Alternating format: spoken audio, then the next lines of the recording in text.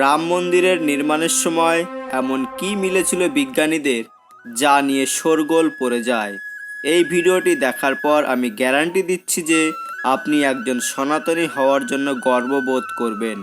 রাম মন্দিরের জন্য দীর্ঘ সময় ধরে অপেক্ষার এবার শেষ হতে চলেছে এবং রাম মন্দিরের নির্মাণ কাজ প্রায় সম্পূর্ণ হয়েছে।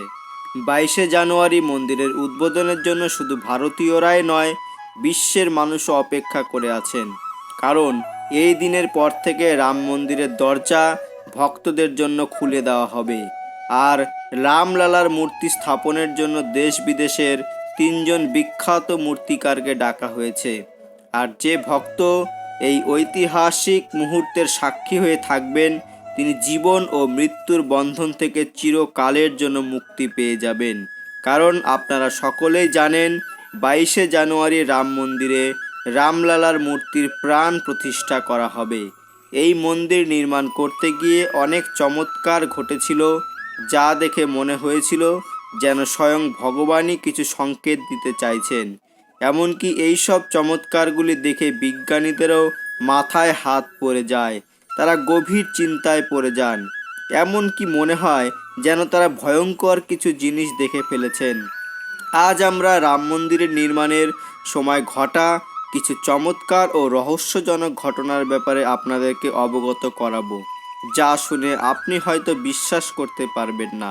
কিন্তু ভিডিওটি শুরু করার আগে আপনি যদি প্রভু শ্রী রামচন্দ্রের পরম ভক্ত হন, তাহলে ভিডিওতে একটি লাইক ও কমেন্টে লিখুন জয় শ্রীরাম, যাতে প্রত্যেক বিশ্ববাসী জানুক যে আমরা হিন্দুরাও কোনো অংশে কম নয়।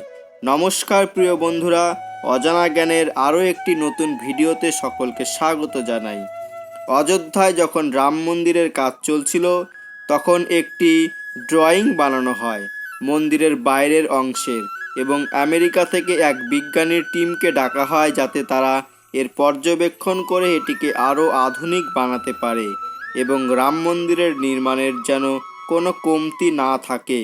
কিন্তু যখনই রাম মন্দির নির্মাণের সময় সেখানকার মাটি খোদাই করা হয়, তখনই সেখান থেকে এমন কিছু বস্তু বেরিয়ে আসে যা দেখে সবাই চমকে যায়। এই চমৎকারী বস্তু কেবলমাত্র বিজ্ঞানীদেরই হুঁশ উড়িয়ে দেয় তা নয়, বরং ভারত সরকারকেও কাঁপিয়ে দেয়। তারপর সাথে সাথে একটি কমিটি বানানো হয় এবং তার উপরে রিসার্চ করার কথা বলা হয়। কিন্তু এটি তো কেবল একটি ট্রেলার ছিল। তারপর যা হয়েছিল তা দেখে বিজ্ঞানীরাও শ্রীরামের ভক্ত হয়ে যান।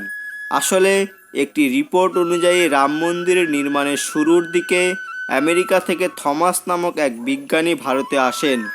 এখানে এসে তিনি দেখেন যে রাম মন্দিরের নির্মাণ কাজ চলছে এবং তিনি তার রুটিন ওয়ার্ক করা শুরু করে দেন। কিন্তু কাজ করার সময় যখনই তার নজর মন্দিরের পরিসরে যায়, তিনি একটি জায়গা দেখতে পান।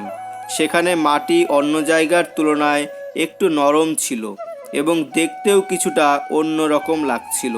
থমাস এমন অদ্ভুত জিনিস আগে কোনোদিনও দেখেননি, যার জন্য তিনি তার কর্মচারীদের সেখানে খোদাই করার কথা বলেন। একসময় তো কর্মচারী শ্রমিকরাও অবাক হয়ে যান যে থমাস এমন মাটিকে খোদাই করার কথা কেন বলছেন। যদিও এটা থমাসের অর্ডার ছিল, তাই তারা কোনো প্রশ্ন না করে মাটি খুঁড়তে শুরু করে। অল্প একটু খুঁড়তে না খুঁড়তেই মাটি থেকে জলের প্রবাহ ফুঁড়ে বেরিয়ে এলো। জলের প্রবাহ দেখে কর্মচারীরা চিন্তায় পড়ে যান, কারণ জলের ভেতরে খোদাই করা অসম্ভব হয়ে দাঁড়ায়। কিন্তু যখনই ওই জলের স্যাম্পল পরীক্ষা করা হয়, তখন জানা যায় যে এই জল তো পাশের সরায়ু নদীর জল।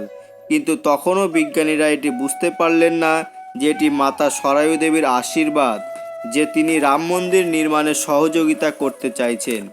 বিজ্ঞানীরা এই সময় চিন্তায় পড়ে যান যে এমনভাবেই জল আসতে থাকে যে তাহলে রাম মন্দিরের নির্মাণ কিভাবে হবে, কারণ সেখানে জলের কারণে ভূমি নরম হবে আর এতে করে সেখানে কনস্ট্রাকশনের কাজ করা যাবে না। তখন ওই সময় কেউই জানতেন না যে সরায়ু নদীর জল মন্দিরের ভূমির নিচ থেকে পাওয়া কোনো চমৎকার নাকি প্রকৃতির এক অংশ। শেষে যখন কোনো সমাধান পাওয়া গেল না, তখন সবাই মিলে ভগবান শ্রীরামের কাছে প্রার্থনা শুরু করলেন। কারণ মাতা সরায়ু নদীর জলের প্রবাহ যতক্ষণ না পর্যন্ত থামবে, ততক্ষণ পর্যন্ত সেখানে কোনো কাজই শুরু করা যাবে না। কিন্তু পরের দিনই ভগবান শ্রীরাম তাদের ডাক শুনে নেন এবং নদীর জলের প্রবাহ স্বয়ংই বন্ধ করে দেন এবং তখনই শুরু হয়ে যায় মন্দির নির্মাণের কাজ জোর কদমে।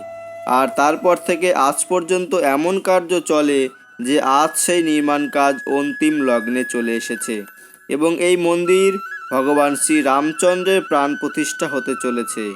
আমরা যারা জীবদ্দশায় এই ঘটনার সাক্ষী হতে পারছি তারা অনেক পুণ্য অর্জন করেছি বলেই এমন পুণ্য কাজ নিজে চাক্ষুষ করার সৌভাগ্য আমাদের হচ্ছে। দেখা হবে পরবর্তী আপডেট নিয়ে। ততক্ষণ ভালো থাকবেন, সুস্থ থাকবেন।